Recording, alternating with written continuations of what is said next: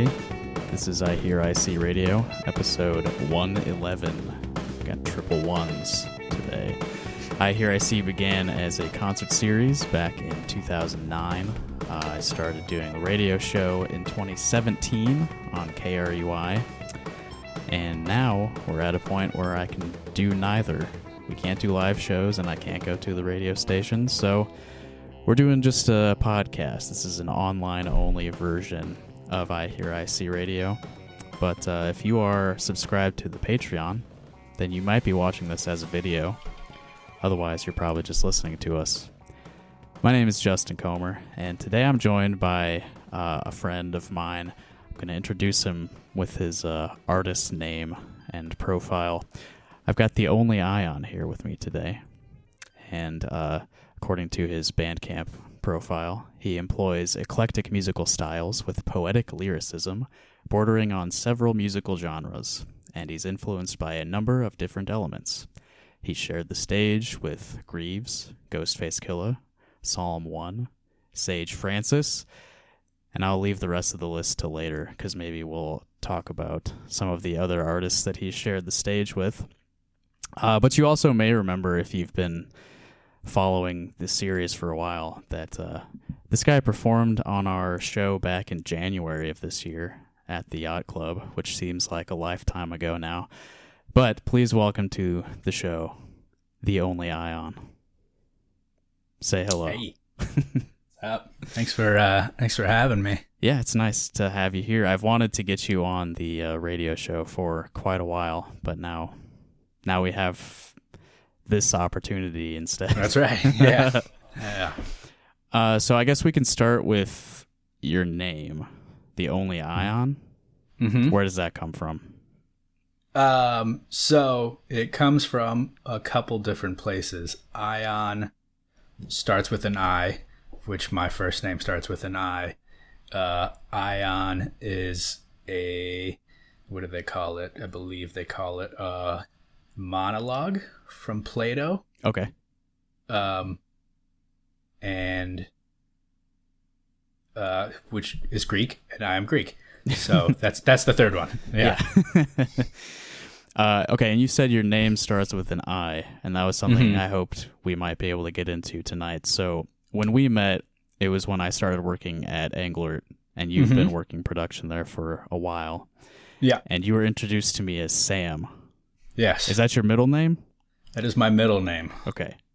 And your first name begins with I. Yes, which is Yanis. Yanis. Okay. And like, I've known you as Sam, but it seems like you may prefer Yanis, or yeah, I always go back and forth very much so in regards to being just a townie here and people already knowing me one way, and it not bothering me that they continue to say that, but it's always been both, especially as I've gotten older. But yeah, I don't know. I feel more one way towards the other nowadays, but I'm not gonna pressure anybody, so to speak, to change how they're addressing me. Okay, well, if you feel more comfortable, if I address you by name tonight, I'll use Yanis. Sure. Okay. Great. We'll plan on that. So actually, let me pull up your Bandcamp again, because you've got some genres listed here.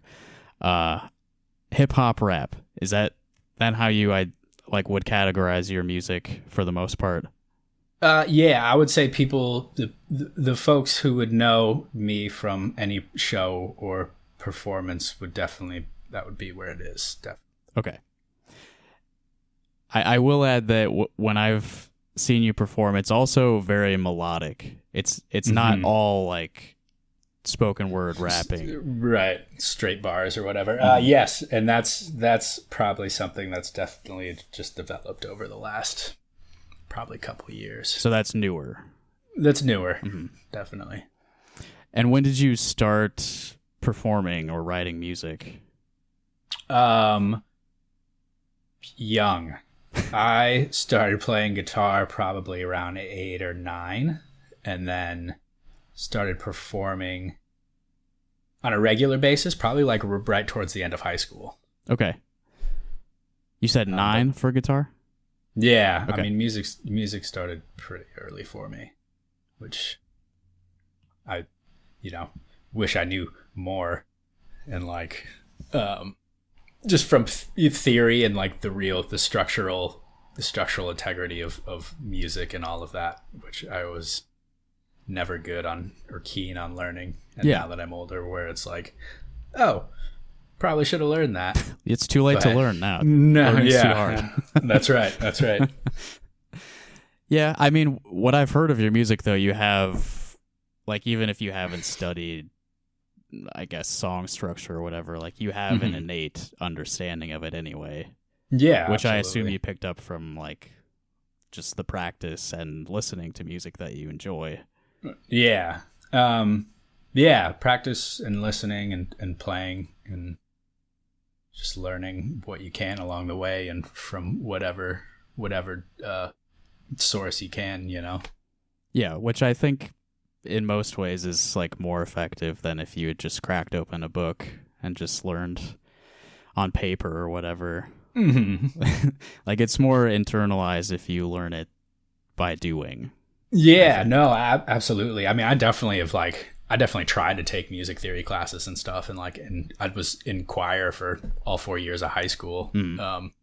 And yeah, there's something, and this is me with schooling in general, where there's something about like the textbook paper way of how they teach stuff that just like it doesn't cut through to me. And it's never been able to be that way. Anything that like I've developed sort of a taste for was because like I did something, like, and not just sat at a desk with a piece of paper and like a worksheet. And it's Yeah. I guess something I'm curious about, if you started on guitar, like guitar is not, to me, like a super hip-hoppy instrument to start with. So were you already like a fan of rap and hip-hop when you started playing guitar? Some, but definitely not as much as I became later on. I definitely started out in sort of the same realm as just when you learn about, like, I don't know, Hendrix or Led Zeppelin or something, and there was definitely something in my younger days that like I was drawn to by that. Prince was a huge one too, especially when you see footage of somebody like that play and you see them perform, like there's something very encapturing about that, and that it just draws you in and you want to know more about it. Yeah, Prince especially is like an extremely captivating character. Yeah, definitely. Just I mean, tiny sex man. Yeah, exactly. Good at guitar. So then you're 10 years old and you see this dude in like a superhero outfit with a guitar and a big like blouse thing almost, and it's like, you don't look back from that. So who got you into guitar? My stepfather, who's a monstrous guitar player. Oh yeah. Yeah. So he does a lot of a lot of sort of singer-songwriter finger picking style. Nice. And he also plays with a band. And you grew up around here, right? Mm-hmm. So is he around here too? Yeah. Okay. Yeah. He definitely gigs regularly and like as part of his income. Oh, sweet. Yeah. Is he somebody that I would know or not? Maybe. Ben Schmidt. Oh yeah. Okay. Yeah. Yeah. That's your stepdad. Okay. Yeah. I didn't know that. Yeah. Nice. Yeah. All right. So he got you into guitar, and you sort of developed a taste for hip hop later. You were more like a classic rock guy when you started on guitar. classic rock and some new metal. I'm ashamed to say, but hey, that's all right. I mean, you know, that stuff's kind of coming back. Like, yeah, and I still get feelings about it too. Like, there's, you know, when I hear a Korn song, I definitely get a nostalgic feeling. But that's you know, that's the early 2000s. Yeah, I wasn't like super into that stuff, but I did. I mean, that stuff was getting radio play at the time, so I did kind of absorb a little of it, like by accident. Yeah, absolutely. And I mean, I think like Korn is a big one because that was definitely one that I listened to a lot as, you know, as like a 10, 11-year-old. Because I think it was right when, and I think like my first exposure to them was MTV through a music video at like a friend's house, because like we didn't have any of that stuff at our house. So when I saw it and I saw the music video and I saw it, just the way it hit, where it was just like, oh, like that's something. Yeah, it's pretty raw, I guess. Mm-hmm. Yeah. Okay, so new metal. So I guess I can see how new metal could have been kind of like a bridge from like the Hendrix and stuff into hip hop for you, perhaps. Yeah, I mean, the hip hop stuff definitely, that was sort of the growth through high school. Mm-hmm. And that was just where I learned a lot more about a lot more about music in general, and just being sort of opened up through, you know, through the friends that I met and were hanging out with there. Learned a lot more sort of about the socioeconomic responsibilities that sort of hip hop kind of falls in. Mm-hmm. And just the stories that kind of evolved out of that genre, and learning about it. And I mean, it was an awakening when I kind of established that it was like, oh, this is what hip hop does. Like, this is what it's about. It's about like this, you know, the telling of what's going on and what's really happening, especially here, and especially when you look at sort of how things are now, and sort of this reawakening of this whole BLM thing. I mean, mm-hmm. it stems all the way back to the earliest records that you could find. Yeah. So like, what specifically, like what kind of stuff were you listening to when you started discovering this stuff and sort of realizing the social impact of this music? There was, I mean, there was Blackalicious. That was a big record for me. And that's one of the names that I skipped when I was reading the long list of people you've performed with. Yeah. Yeah, that was somewhat recent, right? I mean, I can't remember. That was recent. That was, I think, probably maybe last year. Yeah. Like last fall, maybe. And then we also did a couple years prior, I think, with the group. I can't remember if that first one was a solo group or not. God, I'm so bad at this. I'm trying to think of what. I mean, you know, you could take any mainstream album. I mean, 2001 was a huge one for me in high school. That was a huge influence from Dr. Dre. Mm-hmm. And you know, and there's just a lot of repetitive scenarios that come out of the lyricism of hip hop music that really told me a lot about America, mostly. Mm-hmm. Just told me a lot about how you know, how this came to be, and what the repercussions of how it came to be are, you know, still relevant and you know, very much alive in the day. Yeah. Well, maybe we should talk about what's going on now a little bit, if you're comfortable doing that. Yeah, absolutely. Yeah. So, as I mentioned before, we met each other working at Englert, and that was your main job. Mm-hmm. And I guess still is. Yeah, kind of. Yeah, obviously, the Angler Theater is a business that requires events to be held, which is nearly impossible right now. So, you and I haven't been seeing each other at work much over the past few months, but we have been seeing each other fairly regularly elsewhere. That's right. That's right. Yeah. So we've been involved in the protests organized by the Iowa Freedom Riders over the past few months.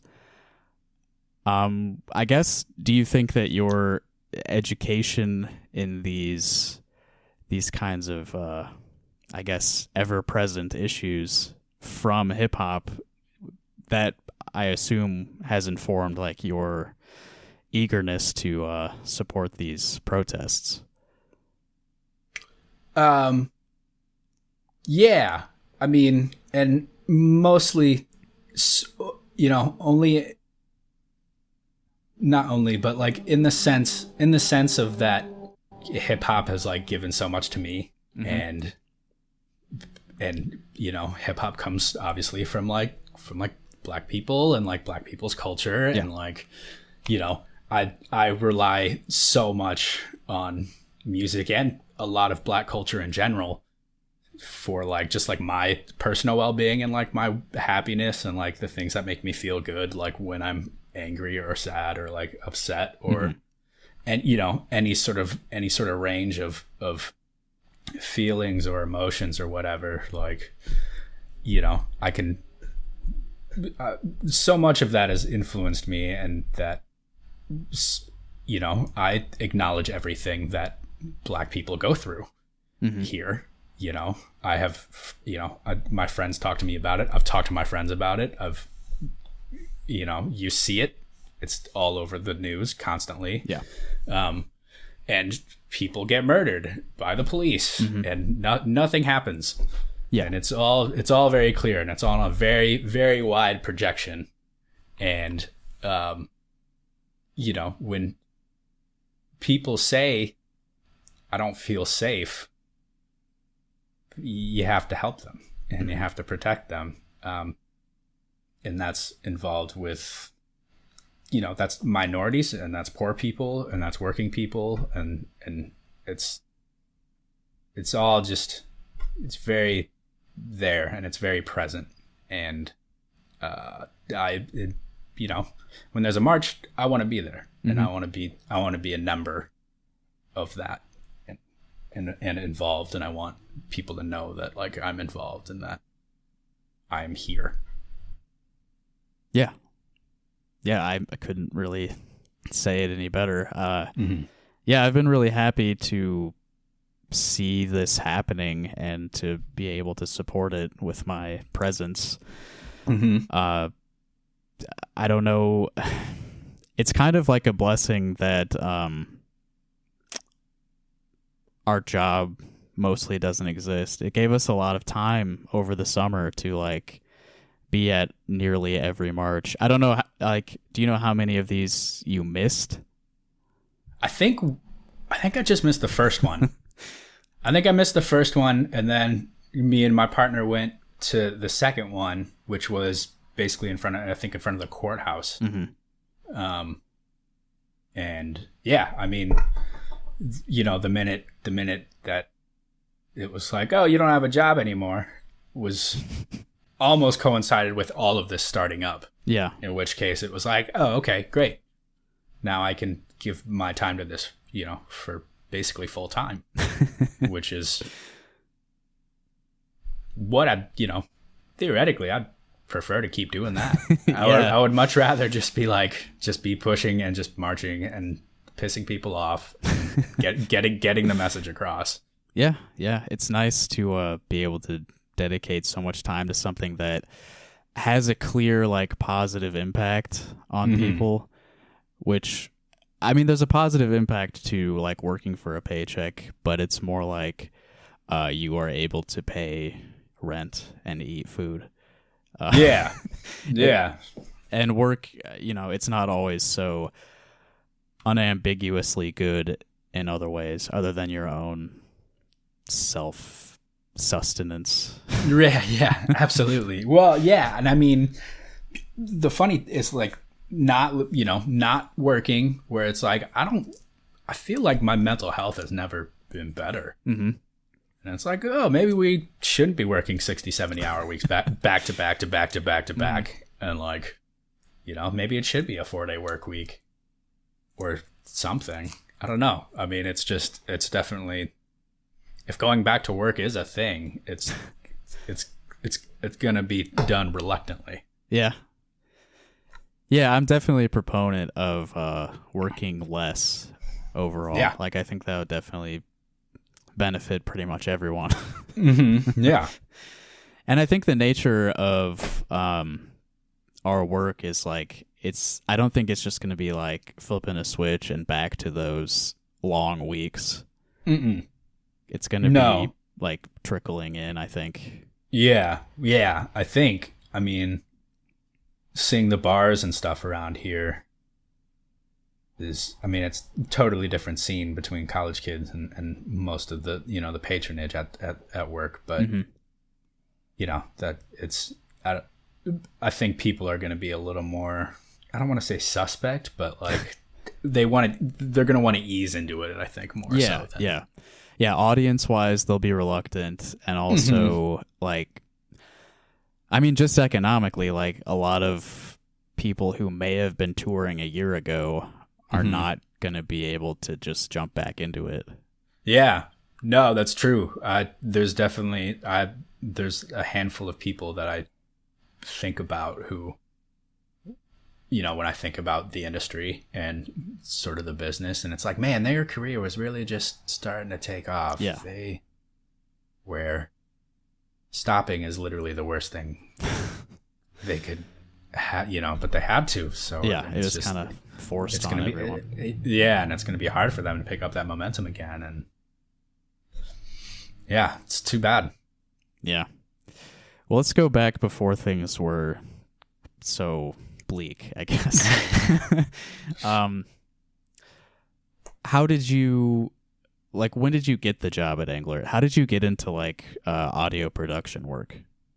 I got into audio production work through UAY and the youth center. UAY is United Action for Youth, correct? Mm-hmm.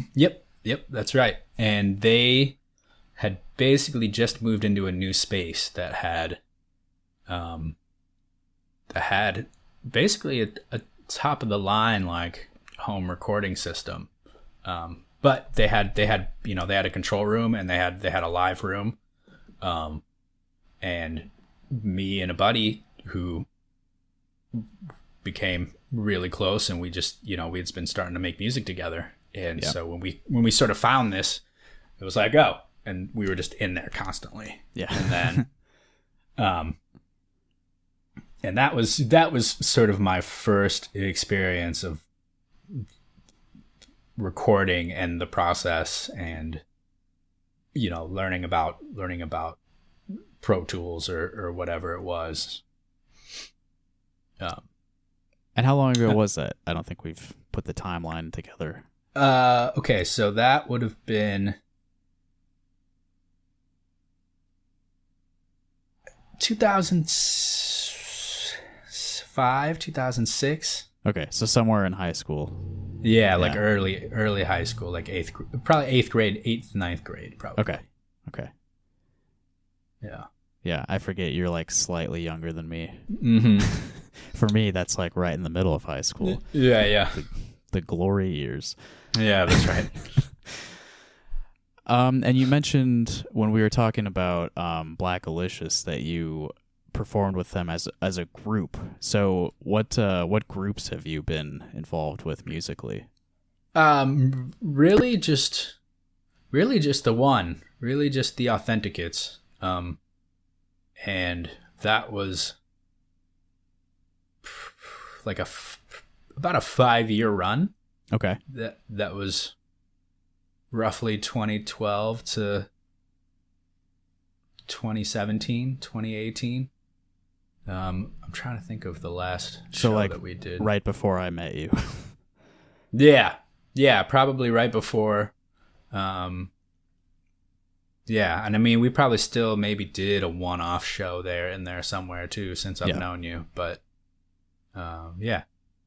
So what's the story with that group? Authenticates, you said? Yes. That is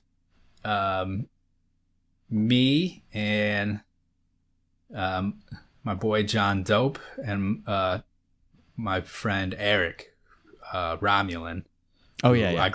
Who I grew up with. And we went to high school together and stuff, and we kind of started rapping around the same time. And he was in California for a couple years and then came back. So he was in California while me and John Doe were starting to play shows together. Mm-hmm. And then he moved back, and then we all started doing shows together. Okay. And then eventually DJ Johnny Six got involved probably a year or two later, who was John Dope's DJ from like back in the day. And because John Dope is, I think, 10 years older than us. Okay. Or something. So he has, and yeah. So you've got like an older, wiser guy. Yeah. In the group. Yep. That's right. And then since then, you've been kind of just like a solo act. Yeah. I mean, I think. Yeah. I mean, I definitely. Yeah, and it wasn't. It was just a thing that sort of just kind of drifted naturally. It's not. I don't want to say it like an official hiatus or anything like that, but like. Right. It was kind of just like, fuck, we all just work all the time. Yeah. Like, all we fucking do is work. Like, there's no time to, we can't practice and we can't, get up and write. And it's like, you get on with your, 10-hour shift or whatever. And it's like, you're just exhausted. Yeah. I mean, and my work is especially weird. And I have a love-hate relationship with it where it's like, oh, I love concerts. And like, I'm by trade, like an audio sound person. Mm-hmm. And, but you've worked those shows where it's like you're there at 10 a.m. and you work until the end of the concert, and you get as many as concerts as you might see. I mean, I saw like 250 concerts a year basically for 6 years, and it's like it's not like it doesn't get less stimulating. Like, it's still 1,000 people and a bunch of flashing lights and giant loud music. So you go home, and then, I don't have the capacity to sit there and, like, fine-tune this song that I'm mixing, like, so. Yeah. I definitely like working a show like that better than I liked my office job. Yeah, for sure. Yeah. There's, like... There are downsides to it being like less of a regular schedule, but it's also because like that can wreak havoc on your life too, where like you're not able to do anything for like 3 weeks maybe if you're in the busy season. But it's also like generally something pretty different every time. That's true. Yeah, absolutely. I picked up another job over the course of this, past 6 months, just to do 1 or 2 days a week, just for something a little supplemental. Mm-hmm. And it's definitely just like a minimum wage assembly line job. And about 2 hours in is when it's just like, the existential dread just fills me. Yeah. Of where it's like, oh my God, I have to get out of this. I have to get away from this as quickly as possible. Yeah. I haven't done anything like that in a while, but like sometimes there's like a little bit of comfort in like a super menial job where like you don't really have to think about it, and it's just like I just perform a task over and over, and then I leave with the paycheck. Yep. And it doesn't suck out like my mental capabilities, I guess. Right. It's not asking anything of me other than my time, really. Yeah.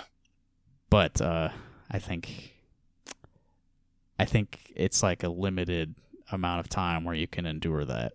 Mm-hmm. Like eventually it really does start draining on you. Yeah. Yeah, and I think that's right. I mean, I definitely during the the work at the theater, I was definitely like, man, it'd be great to work a job where I knew I had a Sunday, the Sundays off, or like the Tuesdays off, and like that I could, as opposed to it changing up every other day, basically. And, whether your Tuesday is going to be a 4-hour shift or a 12-hour shift is. Yeah. I mean, it can change like right up till the day of sometimes. Yeah, absolutely. It depends on how information gets around sometimes. Yep, absolutely. Yeah. What other kind of jobs have you worked? Because that's sometimes interesting to get into. Yeah, let's see. I think I was a paper boy for about 2 days. And then I eventually got a job as a engineer at the youth center. Okay. Sort of later in high school. And so I'd be in there and recording whatever bands or rappers or whatever kids came through to try and record. And that was like a paid gig. Yep. Nice. Yeah, I did That's that. really cool. And I worked 2 jobs in high school. So basically all I did was work. So I worked there, and then I worked at the Brown Bottle in downtown Iowa City. And that it's a good experience. For the most part, met a lot of good people. Mm-hmm. So from there, I think I worked at the mill for a little bit. Rest in peace. Yeah. All right. And then, went to the mill. No, I went to Shorts. I worked at Shorts in downtown Iowa City after the fact. Mm-hmm. And then from there, I worked at Stella's up by the stadium. And then I think at the mill. Yeah. I think that's it. Mostly just all kitchen work, I think. Yeah, up so until... you've got a lot of like service work in your background, which I think kind of makes sense that you ended up with your kind of ideological, philosophical outlook, because you've experienced like the exploitation of that kind of world, I guess. Yeah, absolutely. I mean, it's, if you were, I definitely have always just been in a place of where I want to be aware of those societal thorns, I guess, and just partially just how I grew up and how I was raised, and thinking and just acknowledging that, just acknowledging sort of the exploitation of the working class, and how hard we work, and for how little we see from it. Yeah. Yeah. And when you use the term working class, how do you define that? Like how narrowly, how broadly? Like who's working class to you? Working class. Gosh, that's a good question. Man, I don't know. Just, I don't know. All of us, like, I don't know. I mean, I guess if you put a number on it, like anybody who makes less than 80,000 a year. I mean, if that's less than 100, is that too high? I think that's fair, but I tend to think about it like a little more like fundamentally or literally, like somebody who works for the money they get. And by work, I mean like somebody else is your boss. Like somebody pays you to do labor for them. Yeah. I mean, I think there's definitely sort of a tier, category of like, I don't know. I mean, are you gonna yell? I mean, there's so there's the doctor, and then there's the barista who like works in the hospital. Yeah. And like, those baristas are really important, but they don't get anything. I mean, especially now, like especially during this. Yeah. And, I mean, I've heard about stuff where it's like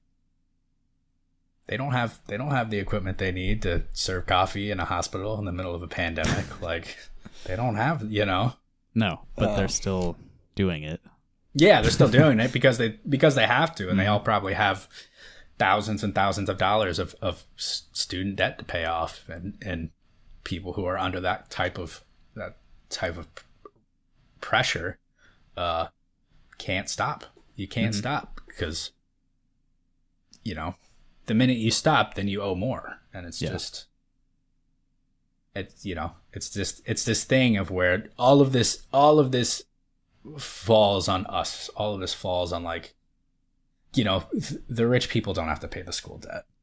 The rich people don't have to pay the medical bills, and like both of those things should be free because who the fuck can afford any of that? Yeah, it's like functionally free to them because it's not something they have to worry about for more than a day. Yeah. Yeah. Yeah. You do it and then you pay it off. It's amazing. Who knew? Yeah. Did you go to college? Yeah, okay. I did. You brought up student debt, so I was just wondering if that was part of your experience. No,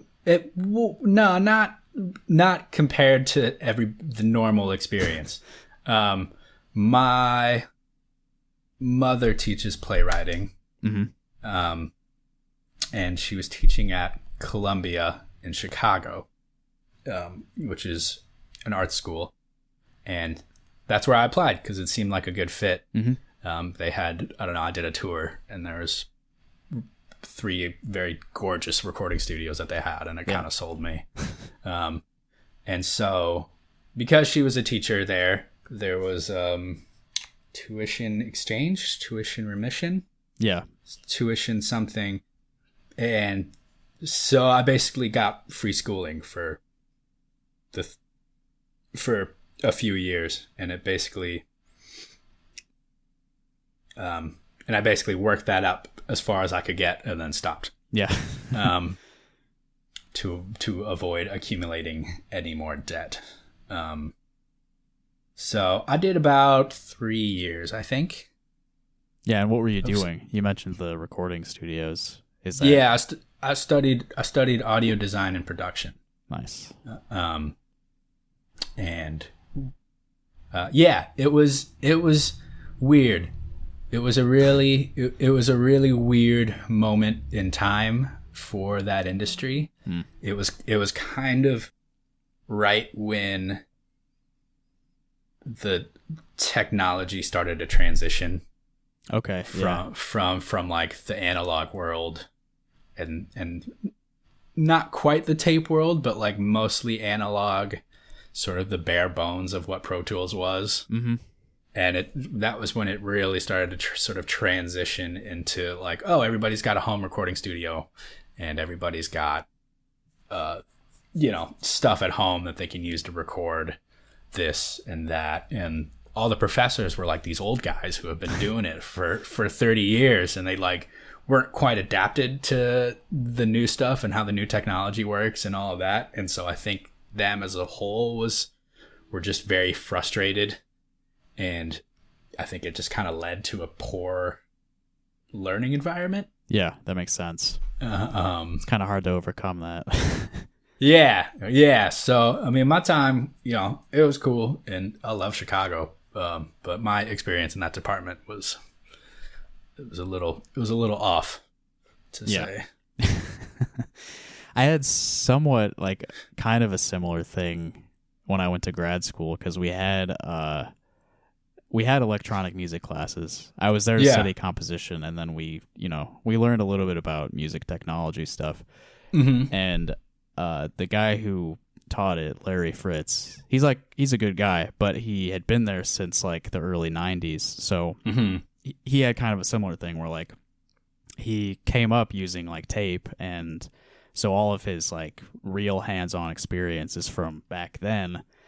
And it's like he knows how to adapt to newer technology and stuff, but it's not like his home. So it's a little bit like he's translating old stuff into the new world. Right. And that's sometimes not the most efficient way to go about things. No, definitely not. And like fundamentally, yeah, it's the same, but it's definitely different. Yeah. So let's talk more about that long list of people you've performed with. Do you have like a favorite memory of like a performance that you did? Or we could stop, like, go the opposite direction. Do your least favorite. Least favorite. I did a house show once where it was packed, and in reality, it was a good time. But there was, I think, some kid who was shouting stuff at me when I was on stage. Mm-hmm. I think he was trying to accuse me of, and maybe he was just calling me like a poser or something. I don't remember. But I mean, it was minor. It wasn't like, I don't know. I never like fell on stage or something like that. I'm trying to think. I don't think so. I think the last show I did, I wasn't super thrilled about my last show, which was with Jizza, right, for a Liquid Sword anniversary tour. Yeah, just not a strong performance for a show that big and something as solidified as that, you know. Yeah, the show, and you know, it's like that was like late January, early February. Yeah. I remember it was like right after you did my show. Mm-hmm. Yeah. And there's no way you could have known that would have been like your last performance for who knows how long. No, who knew? It sucks because like it's like, you know, if we never come out of this and that's the last show I play for the rest of my life, it's gonna be rather disappointing that it was not a stronger set. Yeah. All right, well, now let's get to the positive. So what's like your favorite memory? Ghostface Killer was definitely a moment. That was just good. That was before. Was it? No, I don't think it was before I worked there. But yeah, that was just a good show. That was just, you know, that was 300 people. I was on the Englert stage. Nice. It's for Mission Creek. So, I mean, that was just a good day. It was just a good day to have. Black Milk. Played with Black Milk a couple times. That's just personally for me, just because that's somebody who's just been a huge influence on sort of how I craft. And there's a lot of sonic textures that I feel like he sort of put out there that really sort of define Midwest. Oh, okay. And I'm super like ignorant to this genre in general, so like yeah. Tell me like whatever you want to tell me about Black Milk. Yeah, so Black Milk is from Detroit. I grew up making beats on the MPC, made by Akai, which he also does. He is like sort of second generation to Dilla, both being from Detroit, and I think was sort of an underling to Jay Dilla and that whole scene during that time with Slum Village and all of that. So I took a lot of influence from them and from Detroit in general, just because of they're close and right.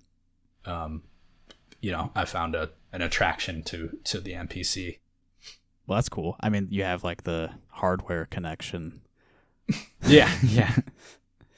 And I guess tell me more about the MPC. Like, this is something I haven't used either. Yeah. So the MPC is, I believe it stands for MIDI Production Center initially. I think over the years they've changed it to music. And it's basically a sampler, and it, you know, you have 16 pads and you can basically put whatever sound you want on each pad and be able to sort of compose in that way. And there's certain things about the sort of the structure of the sort of like the software, and where that the limitations of the machine sort of require you to think differently.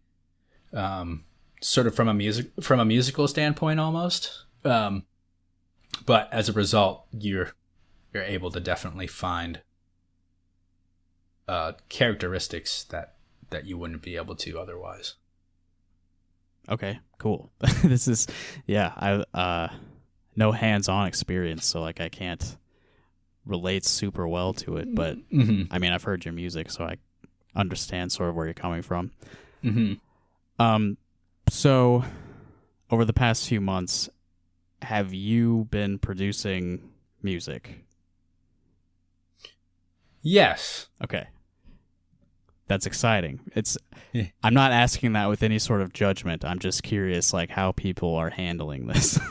Yeah, I definitely, and sort of what you're saying just in regards to or what you said earlier, for me becoming a little more melodic.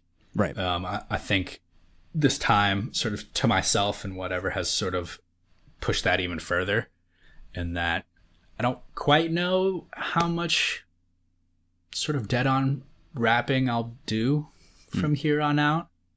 And going back to being sort of and starting out being a musician, where like I kind of been missing playing guitar and like doing stuff on stage that isn't just required to me to scream into or yell into a microphone. And like, because in general, I'm not a super talkative person. So, and I kind of miss being able to sort of show off in those other ways, I guess, that can still be expressive and not fully reliant on singing or rapping. Yeah, it's when I was like young and I was like first getting into music, I felt like playing an instrument was like less personal in a way, and so it was easier for me to like just perform on an instrument than it was to like use my voice. Right. Which there was more like fear there, I guess. Yeah. When it's going through an instrument, there's like a level of there's a separation a little bit. Yeah. Yep. Absolutely. Yeah. So there's moments and elements of that I miss, and I want to be able to express in that way. So I've been producing and making stuff, but I've kind of been working on practicing with sort of the tools that are in front of me and trying to build sort of like a rig where I can sort of bounce between doing vocal stuff and playing guitar and like doing finger drumming and looping and stuff, and trying to incorporate all these elements without sort of relying too much on like too much backing tracks, and trying to sort of trust myself more into building something that can flow cohesively for a few minutes without it sounding too loopy. Sure. Oh yeah, you did that no touching sessions thing a while back. Yep. Is that the only like performance you've done? Yeah, since everything sort of shut down, that's been the only thing I've done. I have sort of I've talked to other people and some of the video folks I know, and we've talked about going and doing like a location somewhere and filming a track or two. We just haven't gotten around to it yet. Yeah. How did that thing at Gabe's come about? Like, who asked you to do that? Crystal reached out to me and asked me to do it. She's Gabe's is like my home court. You know, that's if I want to do, it's like my favorite place to do shows. So I definitely leapt at the opportunity when she asked. Crystal's also just amazing too. So. Yeah, she's cool. Yeah. There was something you just mentioned that I was going to go back to. What were you talking about before I asked you about the no touching sessions? Performing, producing. Oh, videos. That's what I was going to ask you about. Yeah. I know you've done at least one music video. Yeah. Is there more than one or just the one? I think there's one more. So two. Yeah. I think there's one more that came out in 2013. Okay, so those are a while ago now, but Yeah. I guess let's talk about those because like they're, from what I remember, it's been a few months since I looked at them, but Yeah. but I remember them being like fairly well like constructed. So Yeah. how'd you put those together? So the Rose's video Yeah. was done by a production group called Deft Visuals, based out of Des Moines. That's Bruce James Bailed and John Baker, who I've known Bruce for a few years. He kind of intermingled into the same scene that my buddy Eric was in, because Eric was a big skater. Mm-hmm. And Bruce does a lot of filming he does I think he's made like a bunch of skate videos and like roller skating videos and sort of those highlight reels. Nice. And so they knew each other, and we just over the course of a couple of years sort of just started talking about trying to get something done that we could just collaborate on and just do it together. He's got a really good eye, and I think he sort of captures our space, I'd like to say, in that sense of like us as Iowans. And I just like his work a lot, and I really wanted to do something in the theater. Yeah. Mm-hmm. Yeah, the stage shots are like really nice. Yeah. Like the lighting is all. I should always carry roses for moments of lost control, lust, tragedy, compassion, it's old. All this, the heartless, the rest of us go. Take one for your anger and bring it back home. I was strapped to an ankle, they left you afloat. It takes one to kill, one to death do us both. Empathetically restless, slide like stone, from fish to bone, now I know.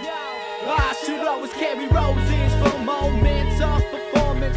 Life alters the motions and leaves scars on an open stage. Surviving a fourth wall, the glow is quite ominous. Screen to your reality, square up the honest bits. They know what the problem is. Smoking my esophagus, there's dope in one of my pockets, but my flow comes from consciousness. Don't bet all your losses, spare the life and make some progress. Going to this focus, but I know. Yeah. About lighting, but it's like it looks good. Yeah, for sure. Yeah, no, he did. They did a really good job. I really like that video. And what was the other video? The other one was for a song called "Love Smokes," which was shot in the Tobacco Bowl, which is a staple of Iowa City. Which is a place that is hard to imagine would ever exist now, but it definitely did. You wanna smoke, man? Well, here's a promise. We're talking nonsense of how rude the cult is. In the rapture of winning, you meet bad owners and dragons. Take a step into the alleyway, sweet satisfaction. The price is standing during an uproar with stimulation. She took her clothes off, not a hint of hesitation. The room was dark, she sparked it up. Is it the whole video in there? Yeah, I think so. Okay. I think the whole video is in there. Yeah, like I said, it's been a while since I looked at those, but Mm-hmm. I think there are at least some like exterior shots, right? Yeah, I think there's a shot that's outside and see the front of it. Yep. Yeah. Well, we've been talking for a while now. Mm-hmm. Is there anything that you want to like get out there to anyone who might be listening before we wrap up? Yeah, I don't know. I hope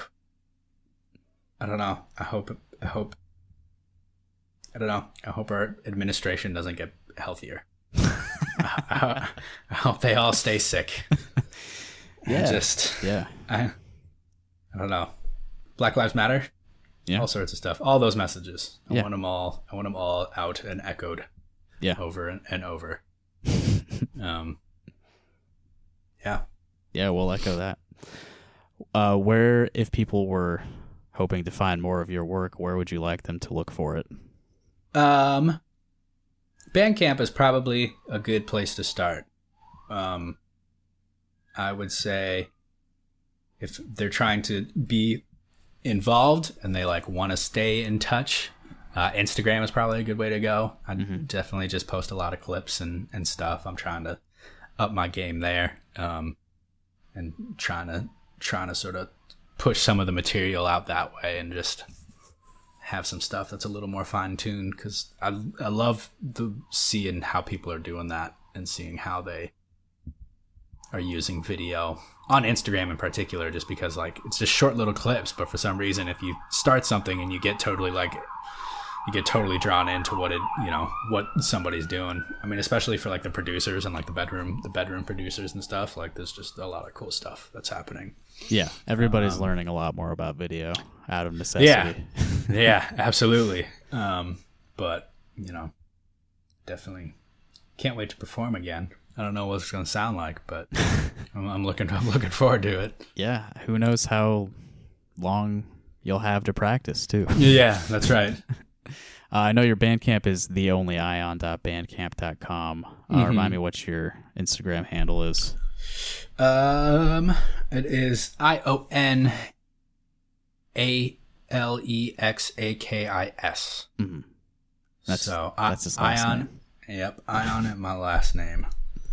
Cool, and I will link both of those when I release this podcast, so it's easy to find. Great. Well, thanks for talking to me tonight. Yo, thank you for having me. Yeah, we've had a nice conversation. Yeah. We've known each other for a while, but we don't often like have an actual like personal chat, No, We're it's usually true. It's occupied. Yep. Yeah, in the process of something starting or finishing. Yeah. Yeah, absolutely.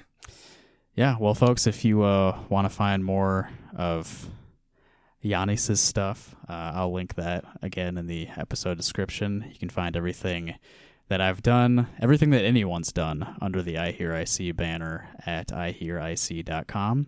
And I'll remind anybody who's listening to the audio version of this, if you want to see a video of it for whatever reason, you can sign up for our Patreon. It's patreon.com/iHearIC. And the minimum's set at just $1, so it's pretty cheap. And the money that comes in there is money that I spend on people whose time I ask for. In normal times, it was money I was using to pay performances, but now I'm finding other ways, other creative avenues. And that'll do it for iHearIC Radio episode 111. Thanks again to The Only Ion for being my guest. And thanks to everyone who listens. Good night.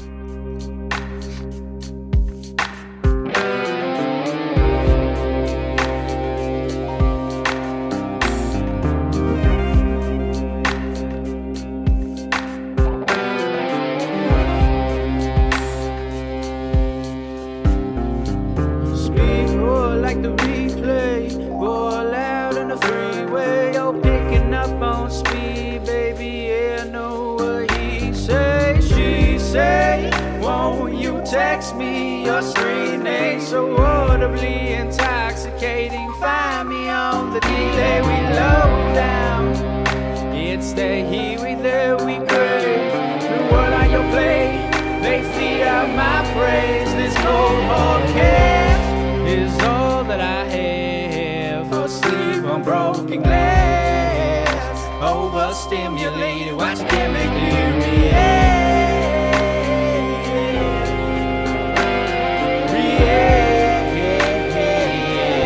Watch you chemically react.